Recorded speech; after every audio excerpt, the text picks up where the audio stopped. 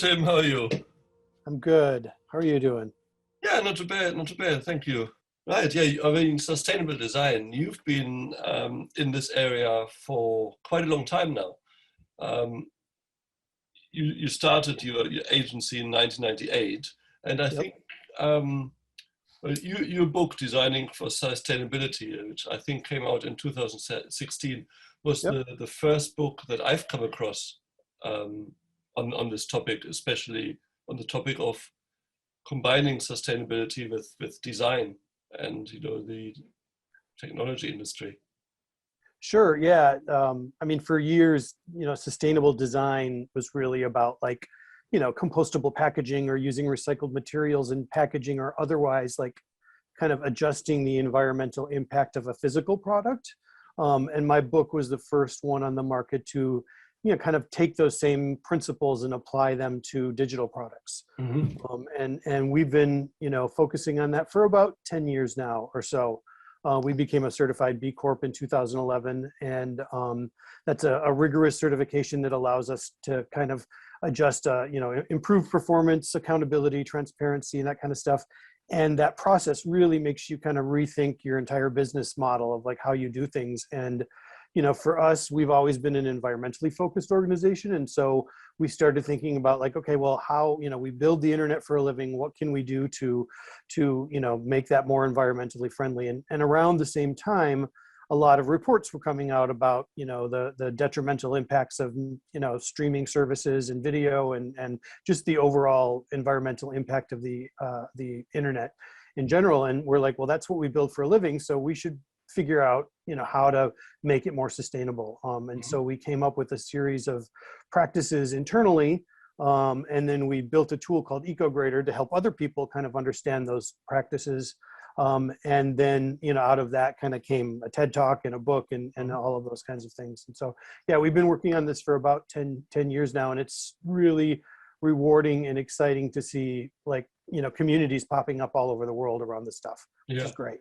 Yeah. and I always find this whole topic is a real eye opener for people. It was like this for me when I first heard about it, because people always associate the digital industry and the internet with as environmentally friendly, because you're just Sure. at a computer, maybe not going anywhere, and you're not selling physical products a lot of the time. Can you share some maybe surprising facts or facts with us? Sure. Yeah. I think that there's two primary categories of kind of where the impact of the internet is. One is emissions, emissions from data centers and from the front end use of digital products like websites and mobile apps and stuff. And some estimates say that that's up to 1.6 billion tons per year annually, and it's growing with our kind of increasing appetite for data. And then the other is e-waste. There was 50 million tons of e-waste in the year 2019, and that's rising about 8% per year. And so that's, thrown away devices, printers, laptops, things that, go out of date. And that, it clogs landfills, pollutes rivers, but it also has an emissions effect as well. So these things add up, and the internet, which is supposed to be, greener because it replaces paper, then becomes, part of the problem. And so, the network-based technologies are amazing, and they will change the world in incredible ways. However, we also need to think responsibly about them and how we execute them and how we build digital products and services. Hmm. And your agency, Mighty Bytes, declared a climate emergency in January 2020. And since then, you've been moving towards becoming a zero emissions company. Can you explain how you do that and what lessons are you learning in the process?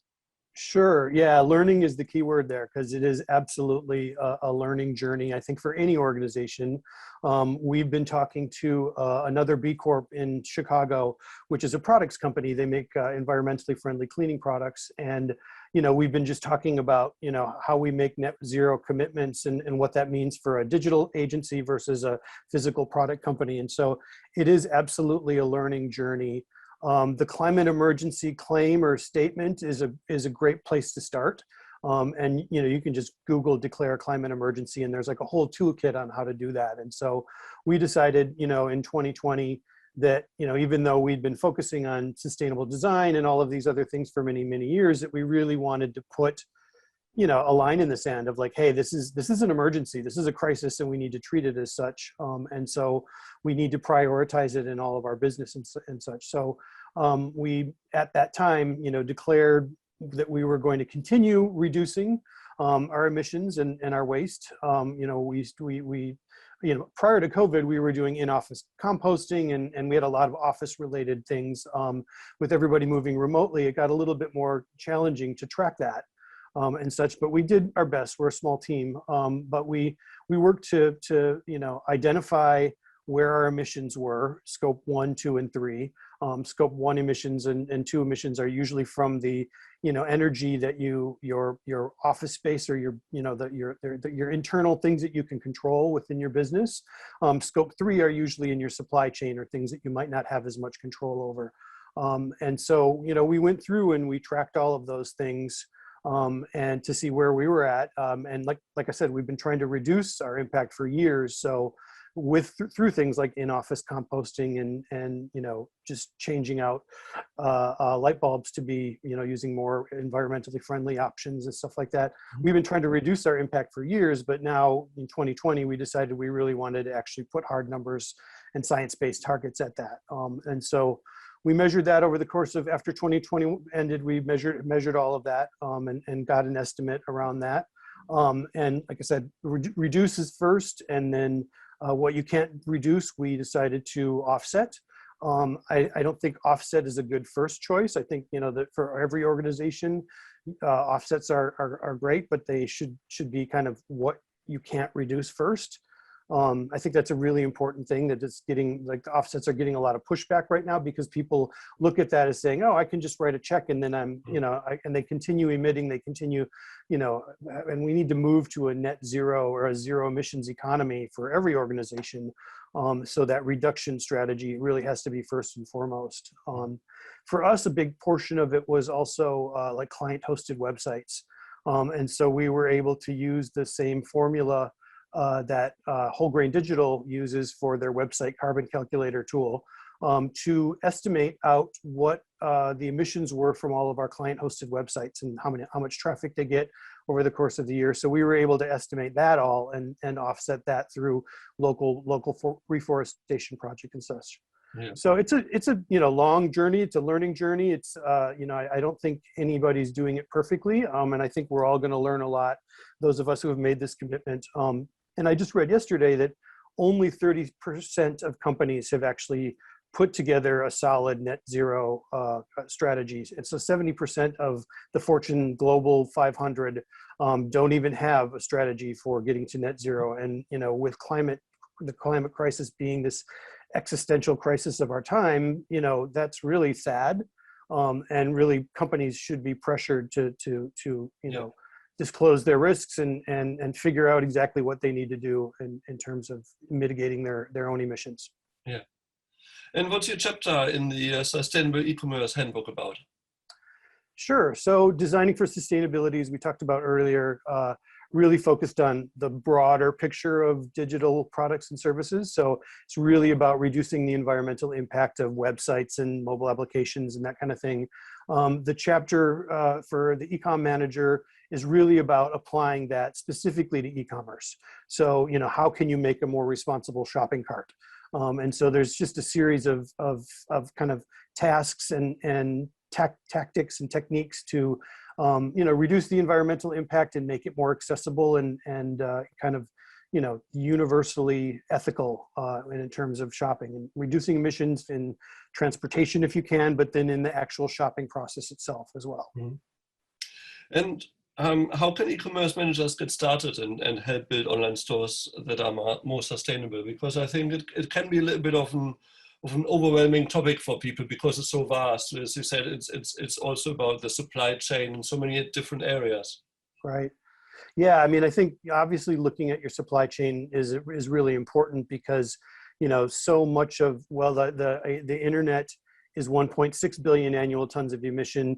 Transportation is like 16% of all emissions and stuff like that. So, e-commerce has a lot of transportation, built into it. And, that's been exacerbated by COVID-19. So figuring out what you can do in your supply chain to reduce emissions by, just a number of different reaching out to your suppliers and saying, hey, how can we fix this problem? How can we maybe double up on our transportation and what we're doing, and just, making responsible decisions there. But then there's also just simple things that you can do in the shopping experience itself, like highlighting more sustainable shipping options. Maybe you don't need something to be flown by air, and maybe it can be, delivered via some other method that is a more sustainable option.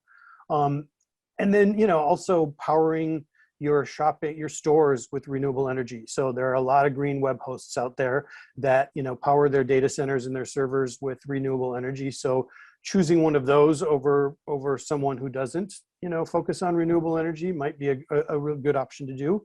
I think another thing that's, related to a broader view of sustainability, in that, that includes social and environmental responsible practices, is, respecting user privacy, respecting data ownership, that kind of thing. So making sure that you're not selling your customers' data to other third parties and such. And then in the same vein, making all of your products and services accessible to as wide of an audience as possible. So think about people with disabilities who might use assistive technologies and maybe can't access your store or make an easy checkout process, or people in low bandwidth areas. I think right now web pages in general tend to be bloated and bogged down with a whole bunch of extra scripts and media and all this kind of stuff. People in rural areas that don't have a lot of bandwidth often can't access those, or they don't have a good experience with it. Similarly, if they have older devices or lower powered devices, all the bells and whistles aren't going to work for them. So just creating accessible, online stores that anybody can access and anybody can have an easy shopping process. Mm-hmm. And I think those are a few good, things to check out. The supply chain is a really big one. Yeah. And are there any other resources that you'd like to recommend that could, help people measure their impact, as well as find out more about this whole topic? Sure. Yeah. I'll mention our tool EcoGrader first. So we built EcoGrader, which is at ecograder.com, in 2013. We modeled it after HubSpot's website grader, where you put in a URL and it spits back a report that tells you how effective your website marketing is. That's the HubSpot tool. So for EcoGrader, we wanted to do that same really simple process where you can put your URL in and it'll spit back a report that's grounded in sustainability principles, and it'll help you understand how to improve, those kind of things. We've made little tweaks and stuff over the years since we launched it in 2013. Right now, we're in the process of giving it a complete overhaul. So we're going to be including carbon measurement. We're going to be hopefully including benchmarking and a number of other things in a future version of EcoGrader, so that the information it provides is more actionable and has more clarity to it. Stuff. So that's one thing. I think another, Whole Grain Digital's website Carbon Calculator is a great thing. It works on a similar principle, where you put a URL in and it spits back a number that is the estimated carbon footprint of that URL. So I think that's a really handy tool for organizations to use. And then another one is performancebudget.io. I think one thing that e-commerce managers, web designers in general can do is set a performance budget or a page weight budget. It's easy to throw all the bells and whistles on a page, but if you say, we're going to keep all of our pages under 500K, for instance, that really changes your strategy on like what you want to include. If you only have 500K to work with, then you want to make sure that every script that you add, every piece of media you add, is serving the purpose of that page and such. So performancebudget.io is a great little calculator that helps you figure that out. So what's the next step? It's not just all about the environment, isn't it? I mean, you've just mentioned social impact as well. And you've been looking into something called corporate digital responsibility. Can you explain that a little bit? Yeah, sure. So to me, corporate digital responsibility is the next kind of evolution or next step in digital sustainability. You know, digital sustainability is thankfully getting a lot of press this year. It's a lot of coverage. People are finally kind of starting to understand what data sustainability really is. I think the next natural evolution is going to be combating misinformation and kind of all the social impacts that we have from our digital products and services and such. So corporate digital responsibility is a set of practices or guidelines that an organization can use to basically shape its operations and its own internal practices to be more ethical and more responsible. So it includes sustainability, it includes an environmental impact, but it also it kind of puts trust at the center of everything and making sure that you're being as ethical and responsible as you can in your practices. I think fighting misinformation and fake news and stuff like that is a big one, but also, you know, stopping bullying and breaking down digital divides and, you know, doing a number of other, you know, ethical practices in the digital world that makes it a more holistic, take a more holistic approach. Because when you think about it, digital is ubiquitous within all departments, every part of an organization uses digital products and services in some way. It's pretty much how we do business these days. And so as such, there should be, you know, similar to corporate social responsibility, which is a set of principles to, you know, guide a corporation to be more, you know, socially responsible. This is basically taking that same principle and applying it to digital products, services, and practices. Excellent. Well, thank you so much, Tim. That was great. So I'm going to put together a draft to accompany this video, you know, similar to the one that I've shown you, the one that I did with Tom. Yep, with Tom, yeah. And I can show that to you as well when I'm done, before I hand it over to Black and White Zebra, just to see, you know, what it look like. I am almost finished with those questions. So I wrote up answers to all of those questions. Cool. Yeah. Excellent. So I'm almost finished. So I probably can get that to you by end of day today. Yeah. So I don't know if that will be helpful for what you're doing, but yeah, I did it as an exercise to kind of help me prepare for this interview. Yeah, no, that will be great help. Thank you very much. And then the ebook is currently with the designers. Oh, great. And I'm thinking it looks like we probably have a PDF to look at within the next couple of weeks. Oh, that's awesome. So I as soon as that comes in, I share it with you, and then it'd be great if you could just give it a quick glance over. Sure. To see if everything is okay and you're happy with everything, and then I'm really looking forward to, you know, what it will look like in the end. Yeah, no, me too. That's really great. What can I do to help promote it and help get the word out about the book itself? I guess as soon as it's out, you know, just share it across the network. Share it wherever you can, you know, on all your channels. Great. Yeah, happy to do that. Maybe, yeah, just obviously talk about your own involvement, but maybe mention some of the other chapters as well. Tom is one of the chapters, correct? Yeah, he is. Yeah. And we've got 6 chapters in total. I'm not sure whether I've told you who the other authors are. We've got, do you know Chrissy from Mindful Commerce? I know the name, yeah. Yeah, that's a community. So she's written one. Then there's Jasper from Organic Basics. Oh, yep. He's written a chapter about their manifesto, you know, the low impact manifesto. And there's Neil Clark, who's written about like 3, he works for an agency called Manifesto and another organization called Panoply.